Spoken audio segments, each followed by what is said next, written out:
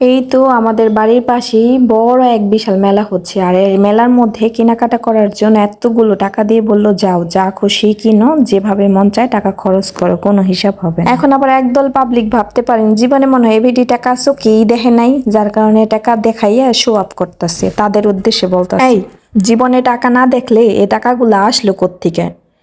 যে নাকি এই টাকাগুলা ছাপায়, টাকা ছাপানোর মেশিনটা যার কাছে আছে সে আমার কি হয় জানেন আপনারা? জানলে তো টা শিখে যাবেন গা। বলুম বলে দিম নাকি? বলতাছি, সে হইছে আমার নিজের দেশের একজন বড় ভাই বেড়াদার। হ্যালো গাইস, আসসালামু আলাইকুম। তামান্না ব্লগে আপনাদের সবাইকে স্বাগতম জানিয়ে আমি আমার আজকের নতুন আরেকটি ভিডিও শুরু করতে যাচ্ছি। আশা করি আপনারা সকলেই ভালো আছেন। আলহামদুলিল্লাহ, আল্লাহ পাকের অশেষ মেহেরবানি, আপনাদের দোয়া এবং ভালোবাসা সব মিলিয়ে আমি অনেক ভালো আছি। বরাবরের মতো আজকেও নতুন আরেকটি ভিডিও নিয়ে আপনাদের জন্য হাজির হয়ে গেলাম। আবার এখানে অনেকে এখন ভাবতে পারেন যে যে টাকাটা বানায় মেশিনটা যার হাতে আছে, টাকাটা ছাপায়, সে আমার কি হয়? আসলে কিছুই হয় না, যুদ্ধই হতো। আর আরেকটা কথাও আছে, এতগুলা টাকা কে দিয়েছে কেনাকাটা করার জন্য মেলায় গিয়ে, সেটা শুনবেন না। আসলে কেউই দেয়নি। যদি দিত, দিয়ে বলতো এইরকম আমি ঠিক যেমনটা বললাম আর এরকমটা আমি চিন্তা করি, তাই তো আপনাদের সাথে শেয়ার করলাম আর কি।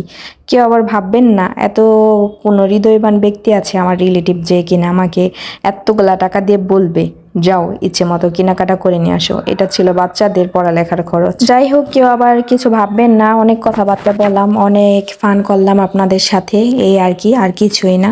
এদিকে বাইরে ঝুম ধারায় বৃষ্টি হচ্ছিল, প্রচুর বৃষ্টি। আর এই বৃষ্টির মধ্যে শ্বশুর বাজার থেকে বড়সড় মাপের একটা পদ্মার ইলিশ নিয়ে এসেছে। এখন বাসায় গরুর মাংস নামানো হয়েছে। আমি বারবার শুধু একবার আবহাওয়ার দিকে মানে বাইরের দিকে দেখছিলাম, আকাশের দিকে দেখছিলাম, আর একবার মাছের দিকে দেখছিলাম যে এই বৃষ্টির সাথে এই পরিবেশের সাথে তাল মিলিয়ে আজকে কোন খাবারটা খাওয়া যায়, কোন খাবারটা খেলে ভালো লাগবে। আমার মনের মধ্যে তো শুধুমাত্র একটা রেসিপি কাজ করছিল, সেটা হচ্ছে ইলিশ মাছ দিয়ে খিচুড়ি।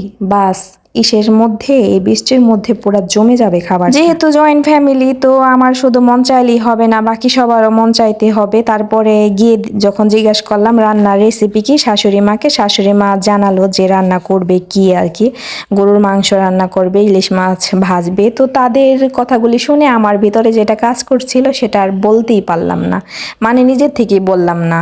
যেহেতু আগে থেকেই কি রান্না করা হবে সেটা ঠিক করা হয়ে গিয়েছে, তো এর মাঝখানে কথা না বলাই ভালো। তারপরে সোজা বাইরে চলে আসলাম। বাইরে চলে এসে আর গরুর মাংসটা রান্না করতে কিন্তু অনেক সময় লাগে। আজকে গরুর মাংসটাকে হাতে মেখে এভাবে তারপরে রান্না করা হবে আর কি, একবারে সব কিছু দিয়ে তারপরে বসিয়ে দেওয়া হয়েছে। এটা আস্তে আস্তে সুন্দরভাবে হচ্ছিল। মাঝখানে এসে আবার আমরা লবণ দেখছিলাম যে লবণ টবণ সব কিছু পারফেক্ট হয়েছে কিনা।